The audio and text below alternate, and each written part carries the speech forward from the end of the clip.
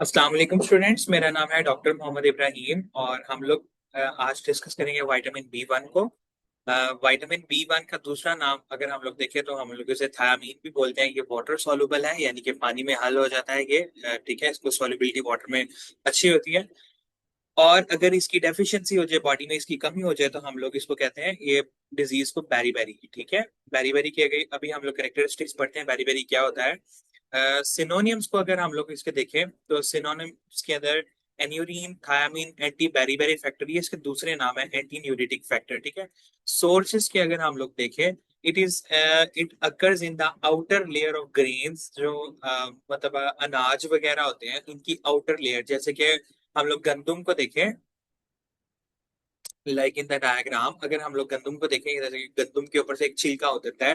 ठीक है, या राइस की पॉलिशिंग, जैसे कि चावल बेसिकली जब हम लोग हासिल करते हैं, हम लोग पौधे से उतारते हैं, या चावल जो है वो बेसिकली इस तरह के होते हैं, उसको पॉलिश किया जाता है। ठीक है, तो ये जो पॉलिश करके जो हमें वो पाउडर उतरता है इसके ऊपर से, या इसके ऊपर से जो भी इसका छिलका वगैरह उतरता है, ठीक है, तो हमें तो इस तरह का चावल मिलता है ना, लाइक बिल्कुल व्हाइट कलर का होता है। ठीक है, तो जो राइस की पॉलिशिंग्स होती हैं और जो गंदुम की जो ऊपर वाली लेयर होती है जिसे हम लोग ब्रान कहते हैं, और राइस की पॉलिशिंग के अंदर भी विटामिन बी वन पाया जाता है। ठीक है, एनिमल के अंदर एग योक, ठीक है, लिवर, ठीक है, यानी कि जो कलेजी वगैरह होती है, मिल्क, दूध, किडनी, गुर्दे वगैरह, हार्ट, इन चीजों के अंदर फिश की जो लिवर होती है, ठीक है, उसके अंदर बहुत ज्यादा विटामिन बी वन पाया जाता है। सिरल, ठीक है, अनाज वगैरह, यीस्ट के अंदर पाया जाता है विटामिन बी वन।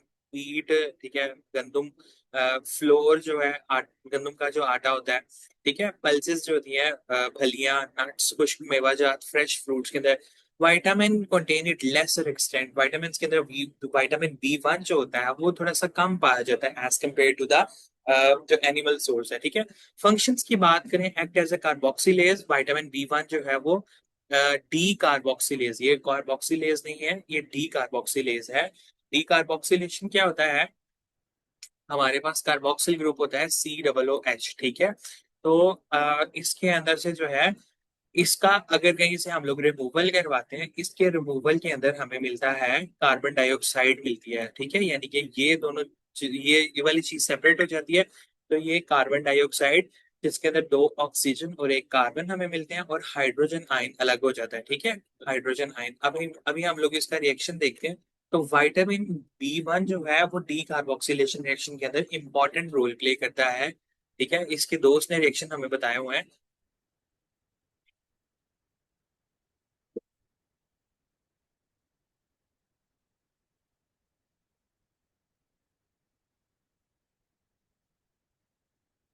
जैसे ये पायरोवेट है, अ, और ये अल्फा कीटो ग्लूटारेट है।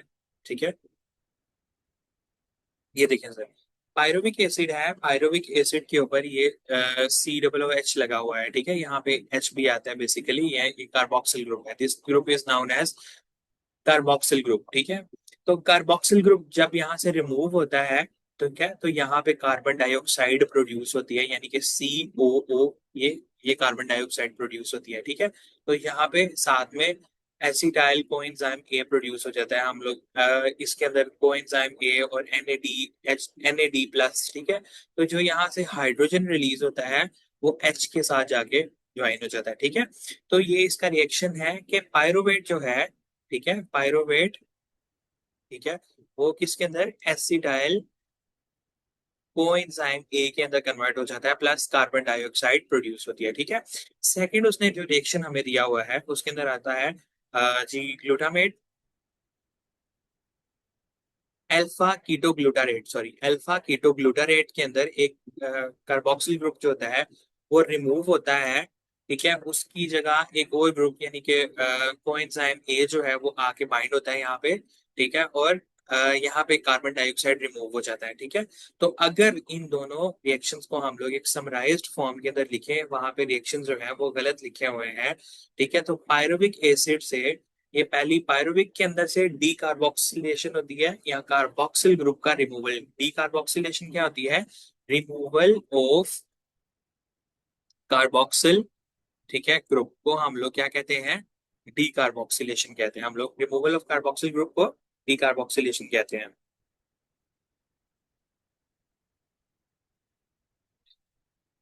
अच्छा जी।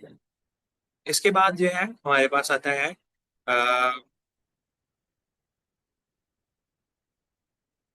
रिमूवल ऑफ कार्बोक्सिल ग्रुप को हम लोग जो है वो डिकार्बोक्सिलेशन कहते हैं। पायरुवेट की डिकार्बोक्सिलेशन यानी कि पायरुविक एसिड है। हम लोगों ने इसको स्ट्रक्चर वाइज देखा है कि हम लोग पायरुवेट के अंदर से डिकार्बोक्सिलेशन करते हैं तो हमें एसिटाइल को एंजाइम ए और हमें कार्बन डाइऑक्साइड मिलती है। अल्फा कीटो ग्लूटारेट की हम लोग डिकार्बोक्सिलेशन करें तो हमें सक्सिनाइल को एंजाइम ए और कार्बन डाइऑक्साइड।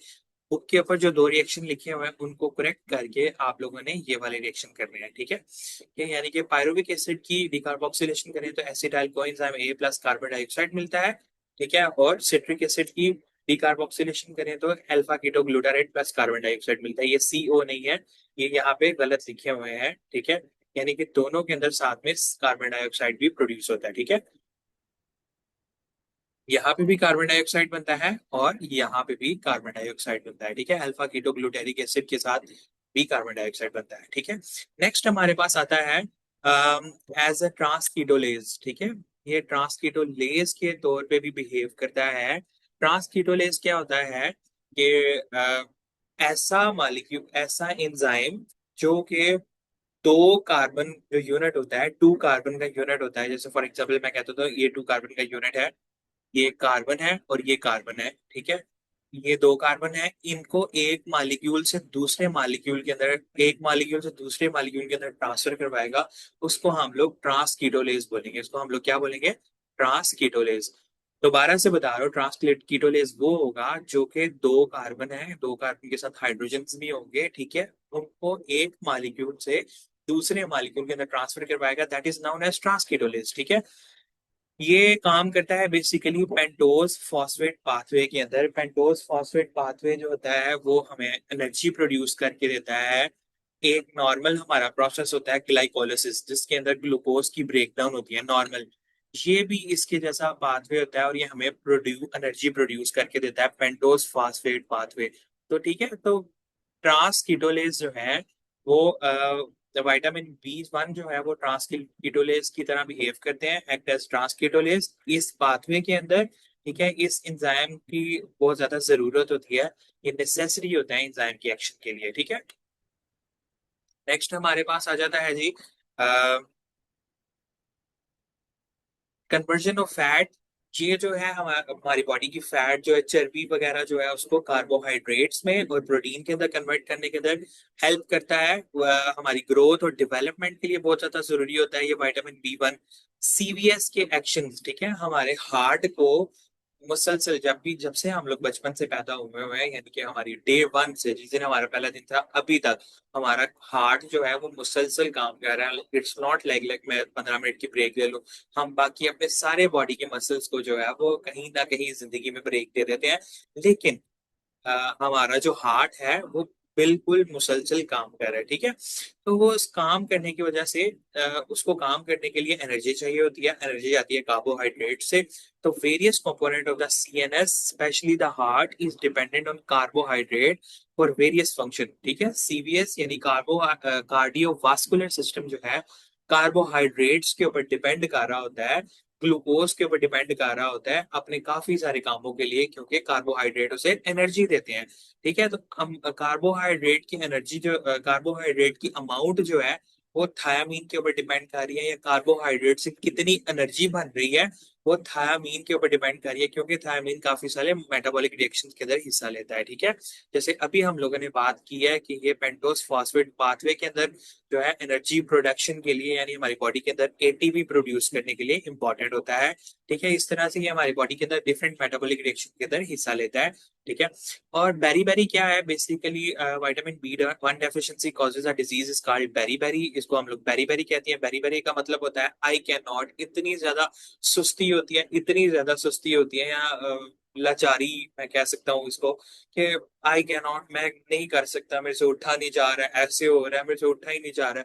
तो ये सिवियरिटी ऑफ वीकनेस, एक कमजोरी को और एक पैरालिसिस की स्टेज, यानी कि एक लाइक फॉलेज टाइप की स्टेज को रिप्रेजेंट कर रहा होता है, कि पेशेंट कहता है कि मुझे इतनी ज्यादा कमजोरी है कि मुझे उठा ही नहीं जा रहा है, ठीक है। तो कि जिसम मफलूज हुआ हुआ है, ये इस तरह की स्टेट को प्रेजेंट करता है। That's all for the vitamin B1। B vitamin B2 को पढ़ते हैं। विटामिन B2 भी वाटर सॉल्युबल विटामिन है, हीट यानी कि हीट से स्टेबल है। इसकी डेफिशिएंसी से ए राइबोफ्लेविनोसिस हो सकता है। ए राइबोफ्लेविनोसिस के सिम्टम अभी हम लोग पढ़ते हैं। सिम्टम्स क्या है, इसके सिनोनियम्स क्या है, इसके दूसरे नाम क्या है। राइबोफ्लेविन भी कहा जाता है इसको, लैक्टोफ्लेविन भी कहा जाता है, ठीक है। इसके जो ये इसका स्ट्रक्चर है, ठीक है, इसके अंदर इसके सोर्सेज आते हैं कि ये नेचर में बहुत ज्यादा पाया जाता है। एक्सीलेंट सोर्सेज जो है कलेजी वगैरह है, किडनी, गुर्दे, हार्ट, फिश है, उसके बाद फिश में पाया जाता है, एग्स में पाया जाता है, अंडों में, मिल्क में, ठीक है। फ्रेश फ्रूट्स, फ्रूट्स के अंदर रूट्स जो जड़ें होती हैं, वेजिटेबल्स जैसे लाइक कैरेट के अंदर पाया जाता है। इंटेस्टाइन का बैक्टीरिया जो होता है वो भी विटामिन B2 को प्रोड्यूस करता है, ठीक है। अच्छा जी, फंक्शंस क्या है। ऑक्सीडेशन रिडक्शन रिएक्शन करवाता है हमारी बॉडी के अंदर, बहुत से रिडॉक्स रिएक्शन। ऑक्सीडेशन क्या होता है, लॉस ऑफ इलेक्ट्रॉन, और रिडक्शन क्या होता है, गेन ऑफ इलेक्ट्रॉन, ठीक है। ऑक्सीडेशन लॉस ऑफ इलेक्ट्रॉन और रिडक्शन क्या होता है, गेन ऑफ इलेक्ट्रॉन, ठीक है। तो राइबोफ्लेविन जो है वो खुद ब खुद बायोलॉजिकली एक्टिव नहीं होता है। इसको एक्टिवेट करने के लिए इसकी पहले फॉस्फोराइलेशन होती है, यानी कि इसके ऊपर एक फॉस्फेट ग्रुप अटैच किया जाता है, जो कि मेनली किडनीज के अंदर होता है और इंटेस्टाइनल वॉल के अंदर, यानी इंटेस्टाइन्स के अंदर होता है इसकी एक्टिवेशन, और किडनी के अंदर होती है।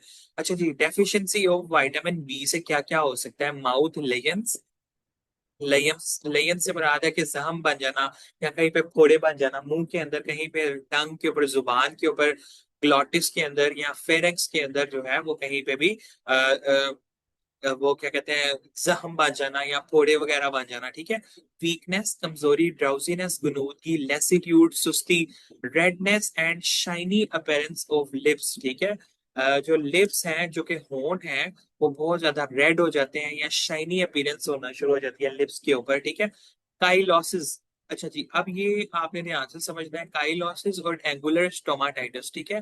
काइलोसिस एक जनरल टर्म है, दोनों ही एक ही बात है कि जहाँ पे मुंह है हमारा, जो ये लिप्स है, लिप्स के कॉर्नर्स के ऊपर, ठीक है, वहां पे यानी कि लेयंस जख्म बन जाएंगे at the angle of mouth, जहाँ पे एंगल ऑफ माउथ है या जो होंठों के कॉर्नर है।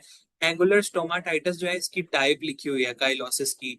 काइलोसिस की ही एक दूसरा नाम है एंगुलर स्टोमाटाइटिस के जो जहाँ पे मुंह का एंगल यानी कि माउथ का एंगल होता है, वहां पे पेनफुल, पेन करने वाले फिशर्स, ठीक है। फिशर हमें कहते हैं कि वहां पे कट लग जाते हैं या हम वहां पे क्रैक हो जाते हैं या डीप, जैसे कि हम लोग कहते हैं ना कि होठो होठ वहां से जो है वो वहां पे क्रैकिंग हो जाएगी, ठीक है, कॉर्नर ऑफ लिप्स पे। डर्माटाइटिस क्या होती है, स्किन की इन्फ्लेमेशन। स्किन जो है वो ग्रीसी, स्केली और इन इलास्टिक, स्किन जो है उसके अंदर से इलास्टिसिटी खत्म हो जाएगी और वो ग्रीसी हो जाएगी, बहुत ज्यादा ग्रीसी और ऑयली हो जाएगी, ठीक है।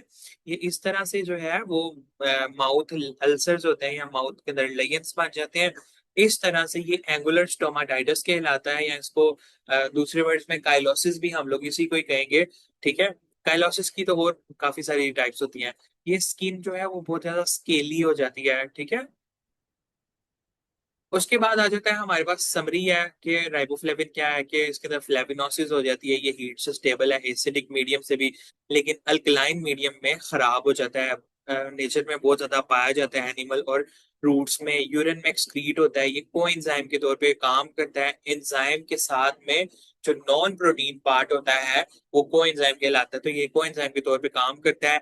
इसकी डेफिशिएंसी के अंदर क्या होता है, ग्लोसाइटिस होता है, ये ग्लोटिस नहीं है, इसको ग्लॉसाइटिस बोलते हैं हम लोग, ठीक है। इस ग्लॉसाइटिस, इन्फ्लेमेशन ऑफ ग्लॉटिस, ठीक है। ग्लॉटिस जो है वो हमारे गले के अंदर एक स्ट्रक्चर होता है, ठीक है। उसको हम लोग ग्लॉसाइटिस कहते हैं। काइलोसिस हो सकता है और एंगुलर स्टोमाटाइटिस, जैसे मैंने आपको पीछे एक्सप्लेन किया है, ठीक है। अब हमारे पास आ जाता है विटामिन B3।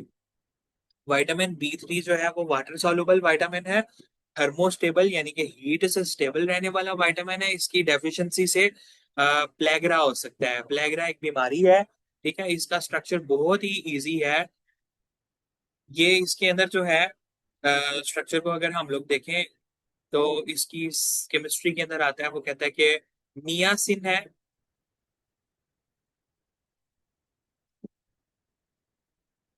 ये this ring is called as pyridine ring, ठीक है।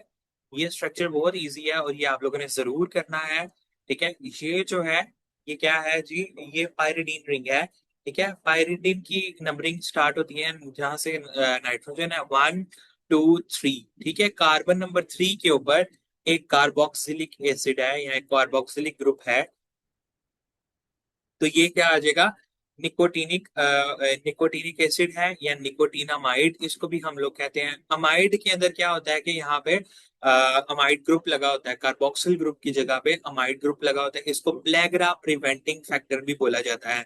इसके दूसरे नाम क्या है, नियासिन के निकोटीनिक एसिड या नियासिन अमाइड। नियासिन अमाइड इसकी दूसरी फॉर्म है, जैसे मैं आपको डायग्राम के थ्रू शो करता हूँ।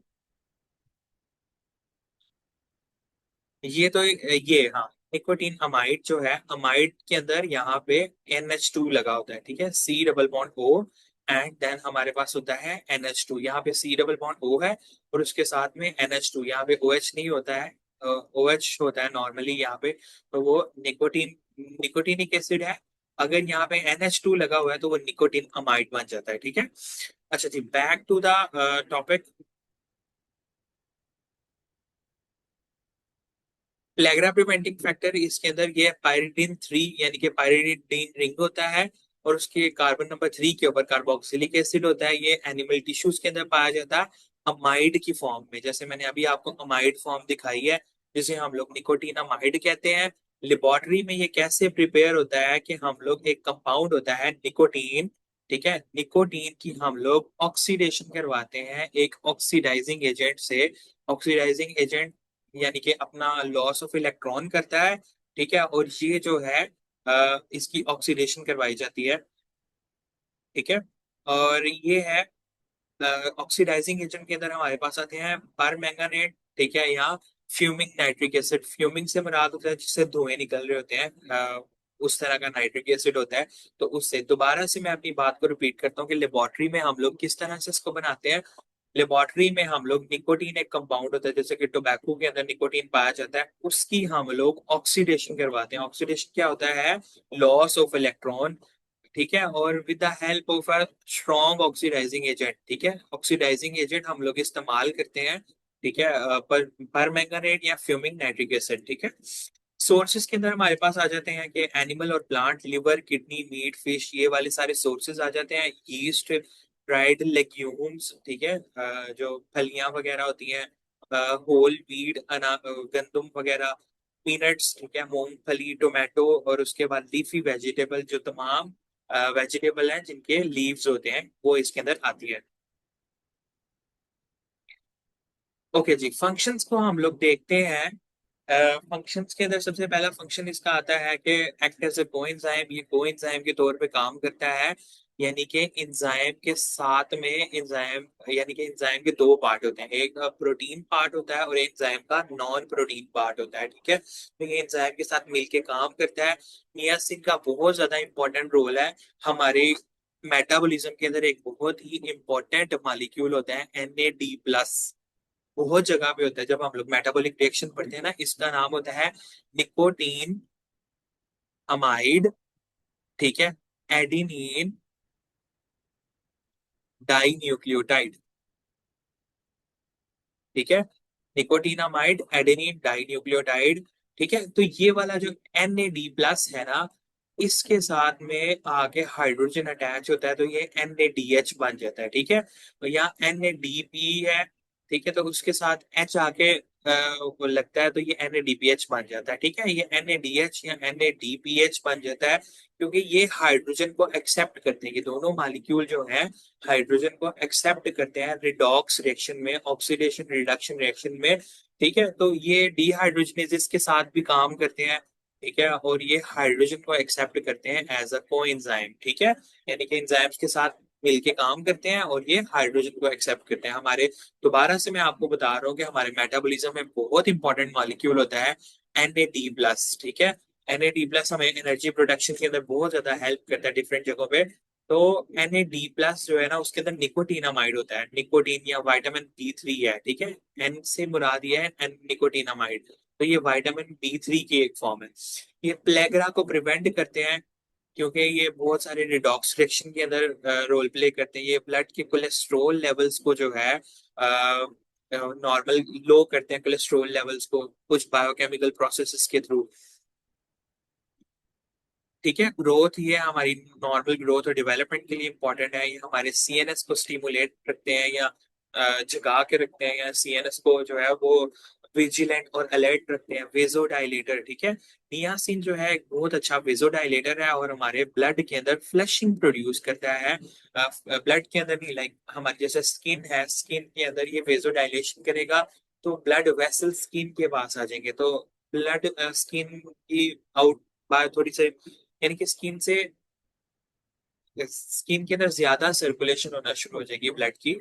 ठीक है, तो इस तरह से फ्लशिंग यानी कि स्किन के ऊपर रेडनेस आ जाती है, क्योंकि वहां पे ब्लड ज्यादा सर्कुलेट करना शुरू हो जाता है। और समटाइम्स वहां पे हीट भी आती है, तो इस वजह से फिर बर्निंग स्टार्ट हो जाती है। ठीक है, बर्निंग वहां से जलना शुरू हो जाता है। ठीक है, और ईचिंग वहां पे खारिश होना शुरू हो जाती है, जहाँ पे वेजो डायलेशन होती है। ठीक है, यानी कि वेसल्स जो होती हैं वो डायलेट करती हैं। डायलेट से मुराद है कि पहले अगर वेसल का साइज इतना है तो वेसल का साइज फिर इतना हो जाएगा। वेजोडाइलेशन के बाद वेसल्स डायलेट करेंगी तो वहां पे ब्लड की ज्यादा सर्कुलेशन हो जाएगी। ठीक है, उसके बाद हमारे पास आ जाता है जी विटामिन बी 6।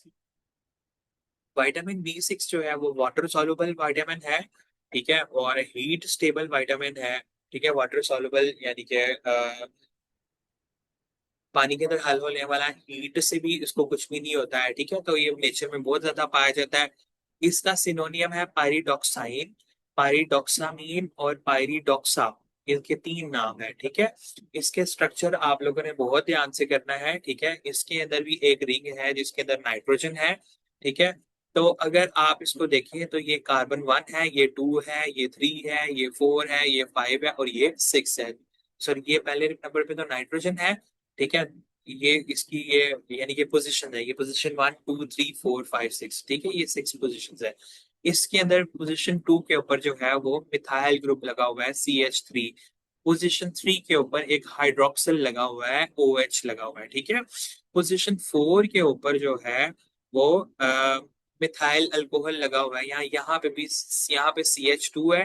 ठीक है, और ये आगे OH के साथ मिल रहा है। This corner is CH2। ठीक है, इस यहाँ पे भी CH2 लगा हुआ है। ठीक है, CH2। ठीक है, और ये आगे OH के साथ जाके मिल रहा है। ठीक है, तो ये जो है वो पायरिडॉक्सिन का स्ट्रक्चर है या विटामिन बी 6 का स्ट्रक्चर है। सोर्सेज इसके क्या क्या है? होल ग्रेन्स, अनाज वगैरह, कैबेज, गोभी, कॉलीफ्लावर जो है ये भी गोभी होती है। ठीक है, लेग्यूम, फलियां। ठीक है, egg yolk, meat, fish, milk, yeast, ये सारी की सारी जो चीजें हैं विटामिन बी 6 का सोर्स है। ठीक है, फंक्शंस के अंदर क्या आता है ये कि डीकार्बोक्सिलेशन रिएक्शन करवाता है। विटामिन बी 6 जो है कंपाउंड्स के अंदर से, डिकार्बोक्सिलेशन क्या होता है? Removal of carboxyl group. अभी हम लोगों ने इसी लेक्चर के अंदर डिस्कस किया है रिमूवल ऑफ कार्बोक्सिल ग्रुप। ठीक है, यानी कि कंपाउंड्स के अंदर से ये वाला ग्रुप जो होता है COOH ग्रुप, ठीक है, इसको रिमूव करवाता है कंपाउंड्स के अंदर से। उसके बाद है ट्रांस अमाइनेशन रिएक्शन। ठीक है, ट्रांस अमाइनेशन रिएक्शन को मैं डायग्राम के थ्रू एक्सप्लेन करता हूँ। जैसे फॉर एग्जांपल, ट्रांसअमाइनेशन से मुराद है कि removal, sorry, transfer of amino group. जैसे कि ये ग्लूटामेट है और ये ऑक्सैलो एसिडेट है, तो ये अमाइनो ग्रुप यहाँ से यहाँ पर ट्रांसफर हो जाएगा। जैसे कि यहाँ पे C डबल बॉन्ड O है, इसकी जगह जो है अमाइनो ग्रुप आ जाएगा। ये अमाइनो ग्रुप आ गया। ठीक है, और यहाँ पे जो है वो डबल बॉन्ड O आ गया। तो ये जो है ट्रांसफर ऑफ अमाइनो ग्रुप हुआ है, तो ये एक ट्रांस अमाइनेशन रिएक्शन है। ये कौन सा रिएक्शन है? ट्रांस अमाइनेशन रिएक्शन है। इसको आप लोगों ने सही तरह करके लिखना है, मैं आपको इसका एग्जैक्टली बताता हूँ। तो बुक के ऊपर जो भी लिखा हुआ है उसके अंदर थोड़ा से एरर है। ठीक है, तो आप लोग इसको करेक्ट कर लीजिएगा कि पहले ग्लूटामेट आता है, ग्लूटामेट प्लस ऑक्सैलो एसिडेट। ठीक है, यानी कि इन दोनों के दरमियान में रिएक्शन होता है। ग्लूटामेट का जो होता है वो NH3 ग्रुप होता है, वो जो है वो ऑक्सैलो एसिडेट के साथ आगे बाइंड करता है। तो हमारे पास एस्पार्टेट और अल्फा कीटो ग्लूटारेट बन जाता है। और एंजाइम जो इस्तेमाल होता है एस्पार्टेट अमाइनो ट्रांसफरेज। ठीक है, आप लोग जो है वो इस रिएक्शन की पिक्चर ले सकते हैं या आप लोग इसको अपनी बुक के ऊपर नोट कर लें। मैं इसको थोड़ा सा जूम कर देता हूँ। Let me zoom.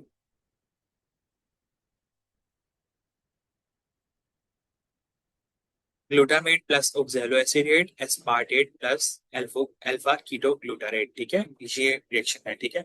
I hope so आपको ये क्लियर हो चुका होगा। अब हम लोग नेक्स्ट की तरफ मूव करते हैं। D amination. सीरीन एक अमाइनो एसिड है, ठीक है। सीरीन के अंदर से जब अमाइनो ग्रुप रिमूव होता है, सीरीन के पास अमाइनो ग्रुप होता है NH3, ठीक है। जब हम लोग इसका अमाइनो ग्रुप रिमूव करते हैं तो हमारे पास पायरुवेट बन जाता है। पायरुवेट प्लस हमें NH3 मिलता है। तो ये भी जो है रिएक्शन विटामिन B6 जो है वो अकॉम्प्लिश करता है या करने के अंदर हेल्प करता है। कंडेंसेशन, दो मालिक्यूल्स को जोड़ना, ग्लाइसिन और सक्सिनाइल को एंजाइम ए जो है उनको जोड़ने का काम जो है वो कौन करता है? Vitamin B6। जैसे कि मैं आपको डायग्राम के थ्रू शो करता हूँ। ये ग्लाइसिन है, ये कंपाउंड, ठीक है, और ये है ये सक्सिनाइल कोएंजाइम ए, ठीक है। ये ग्लाइसिन है और ये सक्सिनाइल कोएंजाइम ए है। तो ग्लाइसिन जो क्या करेगा, वो यहाँ से ये इसका स्ट्रक्चर है यहाँ से, ठीक है। सक्सिनाइल कोएंजाइम ए का यहाँ से जो स्ट्रक्चर है, तो ग्लाइसिन यहाँ पे आके जुड़ जाएगा। पार्ट प्लस ये इसका ये वाला पार्ट यहाँ पे आके जुड़ जाएगा, ये CH2 प्लस NH2। और ये वाला जो पार्ट है, ये कार्बन डाइऑक्साइड की फॉर्म में रिलीज हो जाएगा, ठीक है। ये कार्बन डाइऑक्साइड की फॉर्म में रिलीज हो जाएगा। ओके, और इसके बाद ये वाला जो है, ये इसके साथ में और ये हाइड्रोजन के साथ में रिलीज हो जाएगा। बेसिकली आप लोगों ने इक्वेशन को याद रखना है कि ग्लाइसिन, ठीक है, प्लस सक्सिनाइल, ठीक है, कोएंजाइम ए, ठीक है, ये जो है आगे हमारे पास बनाते हैं डेल्टा अमाइनो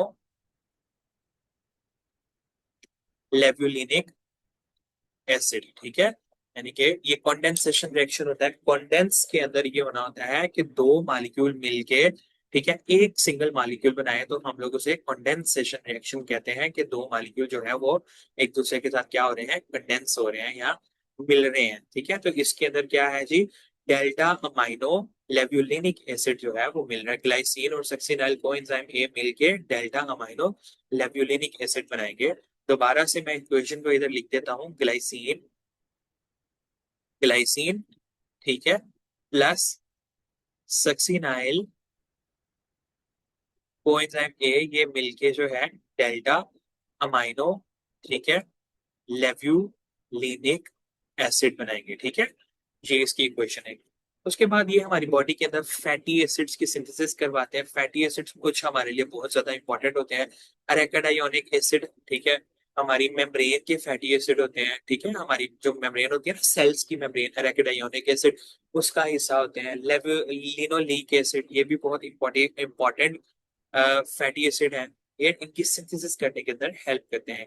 ग्लाइकोजन फॉस्फोराइलेज, ठीक है, एक एंजाइम है ग्लाइकोजन फॉस्फोराइलेज जो ग्लाइकोजन की ब्रेक डाउन करता है। ग्लाइकोजन एक कंपाउंड होता है, कार्बोहाइड्रेट होता है, ठीक है, जो कि हमारे मसल्स के ऊपर और लिवर के ऊपर स्टोर हुआ होता है, ठीक है। तो फॉस्फोराइलेज एक ऐसा एंजाइम है जो कि ग्लाइकोजिनोलाइसिस करता है या ग्लाइकोजन की ब्रेक डाउन करता है, ठीक है। तो amino acid and potassium transport, ठीक है, विटामिन B6 जो है वो सेल्स के अंदर अमाइनो एसिड की एंट्री के अंदर हेल्प करता है। यानी कि सेल्स, अमाइनो एसिड जो होते हैं ना वो चार्ज्ड होते हैं, तो वो सेल मेम्ब्रेन को क्रॉस नहीं कर सकते, तो उन्हें स्पेशल आने के लिए रास्ता चाहिए होता है, ठीक है। तो विटामिन B6 जो है उनकी सेल के अंदर एंट्री के अंदर हेल्प करता है, ठीक है। और उसके अलावा पोटेशियम की भी एंट्री करता है। अगर पोटेशियम यहाँ पे कम है, ठीक है, लेस है, यहाँ पे मोर है पोटेशियम, ठीक है। तो नॉर्मली पोटेशियम ने यहाँ से यहाँ मूव करना है, ठीक है। अब अगर मैं कहता हूँ पोटेशियम यहाँ पे मोर है और यहाँ पे लेस है, ठीक है, तो तब विटामिन B6 क्या करेगा कि यहाँ पे बेशक लेस है लेकिन फिर भी वो सेल के अंदर आने के अंदर मूव करेगा, ठीक है। इसको मूव, तो ये कंसंट्रेशन ग्रेडियंट होता है। कंसंट्रेशन ग्रेडियंट से मुराद ये होता है कि जो इलेक्ट्रोलाइट्स होते हैं ना, उन्होंने हमेशा from an area of higher concentration to lower concentration move करना होता है। यानी जहां पे इनकी कंसंट्रेशन कम होती है वहां पे मूव करना होता है। लेकिन सम टाइम्स जो है हमें हमारे कुछ बॉडी प्रोसेसेस होते हैं जिनके अंदर अगेंस्ट कंसंट्रेशन ग्रेडियंट जाना होता है, कि जहां पे कम होता है वहां से मूव करते हैं इलेक्ट्रोलाइट्स जहां पे ज्यादा होना ज्यादा होते हैं, ठीक है। विटामिन B6 की डेफिशिएंसी के सिम्टम्स क्या है? ब्लड के अंदर सबसे पहले वो हाइपोक्रोमिक, ठीक है, और माइक्रोसिटिक एनीमिया हो जाता है, ठीक है। माइक्रोसिटिक से मुराद है कि रेड ब्लड सेल्स अपने साइज से स्मॉलर बनते हैं। स्मॉलर बनने के साथ साथ उनके अंदर हाइमोग्लोबिन भी कम होती है। हाइपोक्रोमिक से मुराद है कि उनका कलर भी इतना सही नहीं होता, वो ब्राउनिश से कलर के होते हैं, या वो उनका कलर भी रेड नहीं होता रेड ब्लड सेल्स का, ठीक है। तो वो उस वजह से वो अपना फंक्शन भी सही तरह परफॉर्म नहीं कर पाते हैं, ऑक्सीजन को कैरी नहीं कर पाते, तो उस वजह से एनीमिया हो जाता है। और वो सेल्स बहुत जल्दी टूट जाते हैं, वो बहुत जल्दी उनकी हेमोलिसिस हो जाती है। लिम्फोसाइटोपेनिया, लिम्फोसाइट्स एक व्हाइट ब्लड सेल की टाइप होते हैं, और ये हमारे इम्यून सिस्टम के अंदर बहुत इंपॉर्टेंट रोल प्ले करते हैं, ठीक है। और लिम्फोसाइट्स का नंबर कम हो जाएगा तो हमारा जो इम्यून सिस्टम है वो सही तरह काम नहीं करेगा। ल्यूकीमिया एक कैंसर होता है, यानी कि व्हाइट ब्लड सेल्स के कैंसर को हम लोग ल्यूकीमिया बोलते हैं, ठीक है, जिसके अंदर बोन मैरो का कैंसर हो सकता है, या लिम्फेटिक सिस्टम भी इसके अंदर इन्वॉल्व हो सकता है, ठीक है। ओके। जीआईटी के अंदर यंग इन्फेंट्स जो के बच्चे होते हैं उनके अंदर डाइजेस्टिव प्रॉब्लम्स होती हैं, और कन्वल्जन्स, उनको झटके लग सकते हैं, ग्रोथ रिटार्डेशन, ग्रोथ की कमी, स्किन की बीमारियां हो सकती है, डर्माटाइटिस, स्किन की इन्फ्लेमेशन हो सकती है। सीएनएस के अंदर पेरिफेरल न्यूराइटिस, पेरिफेरल का मतलब होता है बाकी पूरी बॉडी के अंदर, यानी कि सीएनएस बेसिकली होता है central nervous system, central nervous system के अंदर ब्रेन और स्पाइनल कॉर्ड आती है। बाकी पेरिफेरल जो होता है, पेरिफेरल मतलब बाकी पूरी बॉडी के अंदर जो नर्व्स होती हैं उनके अंदर न्यूराइटिस, जो उनके न्यूरॉन्स है उनकी इन्फ्लेमेशन हो सकती है, ठीक है, वो इन न्यूरॉन्स के अंदर प्रॉब्लम्स होंगी फिर। और जब इन्फ्लेमेशन होगी, डिप्रेशन हो सकता है उस पर्सन को, जैसे सैडनेस, होपलेसनेस, नाउमीदी, ठीक है, ये दो अलग चीजें, यहाँ पे कोमा आता है, ठीक है, ये पेरिफेरल न्यूराइटिस और डिप्रेशन दोनों अलग है, ठीक है। उसके बाद आ जाता है हमारे पास जी, आज के आई थिंक सो आज के लेक्चर के लिए इधर तक इनफ है। इंशाल्लाह नेक्स्ट लेक्चर में मुलाकात करते हैं। थैंक यू सो मच, शुक्रिया, अल्लाह हाफिज।